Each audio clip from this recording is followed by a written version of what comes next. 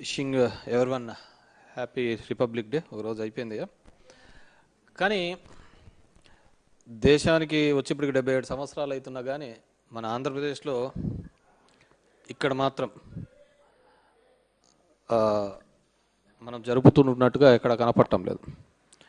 ఈరోజు ముఖ్యంగా రాష్ట్ర పరిస్థితి ఏ విధంగా దయనీయంగా ఈ ప్రభుత్వం వచ్చిన తర్వాత ఏ విధంగా మనల్ని మభ్యపెడుతూ మోసం చేస్తున్నారు ఈ ప్రభుత్వం అనే దాని మీద చూస్తే, ఈరోజు పొద్దున్నే చూస్తే ఈనాడు పేపర్లో వచ్చింది, రాష్ట్రం కోలుకుంటోంది, మార్పు మొదలైంది అని బ్యానర్, పెద్ద బ్యానర్ హెడ్డింగ్తో రిపబ్లిక్ డే హెడ్డింగ్ పెట్టి ఇచ్చిన, రిపబ్లిక్ పెరేడ్ హెడ్డింగ్ పెట్టి.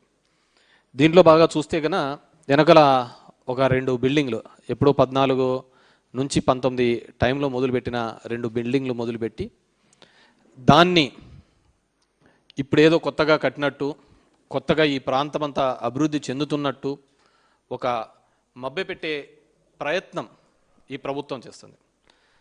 ఓవరాల్గా మా రాయలసీమ ప్రాంతం అంటే ఎలాగో నిర్లక్ష్యానికి గురైపోయింది. ఇప్పటికీ కూడా ఇబ్బందికరమైన పరిస్థితులు మా ప్రాంతంలో ఉంది అని చెప్పేసి నేను పలు విధాలుగా కూడా ఈ ప్రభుత్వాన్ని ప్రశ్నించడం జరిగింది ఇక్కడున్న కూటమి నేతలకు అందరికీ. మాతో పాటు వెనుకబడి జిల్లాని శ్రీకాకుళం, విజయనగరము ఇలాంటి ప్రాంతాల్లో తీరా చూస్తే అమరావతి అని, క్యాపిటల్ అని, ఇక్కడ ఏదో జరిగిపోతుందని ప్రజలందరినీ కూడా మభ్యపెట్టే ప్రయత్నం ఈ కూటమి ప్రభుత్వం చేస్తుంది. ఈరోజు చూసినామంటే మార్పు మొదలైంది, డెఫినెట్గా మార్పు మొదలైంది, జనాల్లో మార్పు మొదలైంది. జనాలు తెలుసుకునే ప్రయత్నం చేస్తున్నారు ఏం జరుగుతుందో అని చెప్పి. రాష్ట్రం మళ్ళీ కోలుకుంటుందని, కోలుకోవటం లేదైనా నిజానిజాలు తెలుసుకునే ప్రయత్నం చేస్తుంది.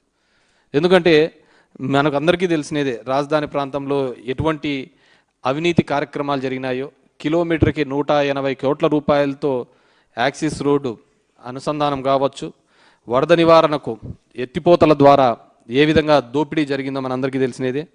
అదేవిధంగా ఇప్పటికీ 47,000 కోట్ల రూపాయలకు సంబంధించిన అప్పు తీసుకొని వచ్చే కార్యక్రమం చేస్తూ అది ఏ విధంగా పనుల రూపంలో, పర్సెంటేజ్ రూపంలో ఏ విధంగా ఇక్కడ దోపిడీ గురవుతోందో మనమందరం కూడా మన కళ్ళెదుటే కనపడుతున్న అంశం.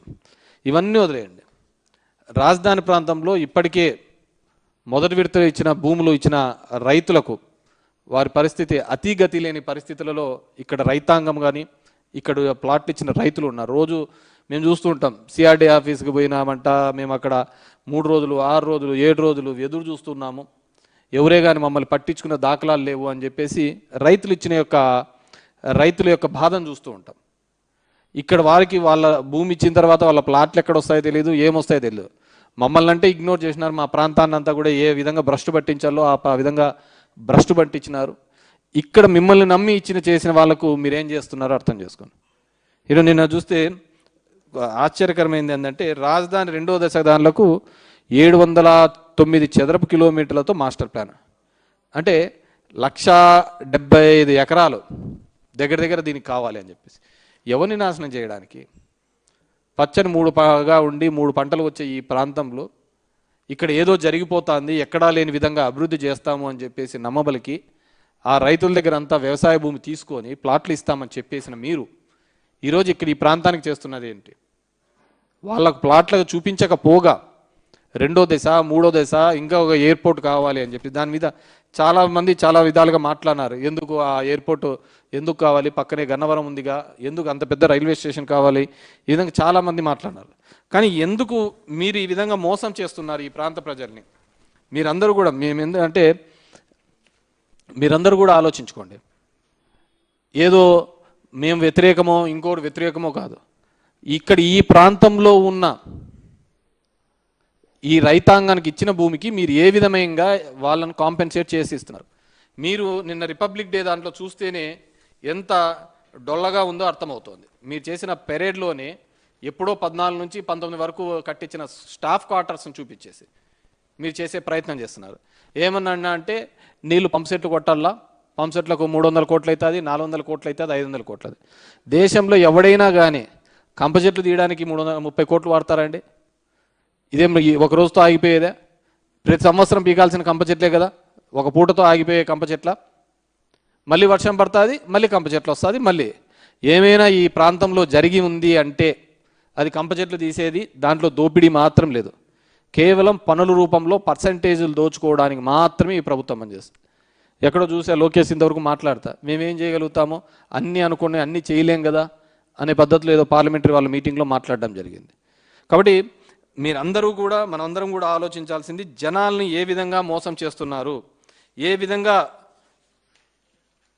విధంగా వాళ్ళు ఇచ్చిన హామీలు. నిన్న ఎక్కడో ఎన్డీటీవీ ఇంటర్వ్యూలో చూసినాం 20 లక్షల కోట్లు తీసుకొని వచ్చినామని, మళ్ళీ 20 మిలియన్ జాబ్స్ అనే ఏదో తీసుకొని వచ్చినా మళ్ళీ దాన్ని సరి చేసుకునే ప్రయత్నం చేసినారు. 20 లక్షల ఉద్యోగాలు ఎక్కడికి వచ్చినాయిప? డేటా రిలీజ్ చేయండి, ఏ కంపెనీలలో ఎన్నెన్ని ఉద్యోగాలు ఇచ్చినామో రిలీజ్ చేయండి. రిలీజ్ చేసే స్థితిలో మీరున్నారా? ప్రతి ఒక్క చోట కూడా ఒక దోపిడీ చేసే కార్యక్రమాలు తప్ప వేరేది ఏదే కానీ ఈ ప్రాంతంలో కనపడటం లేదు. అంతకు మించి మిగతా చోట్ల ఏమైనా చేస్తున్నా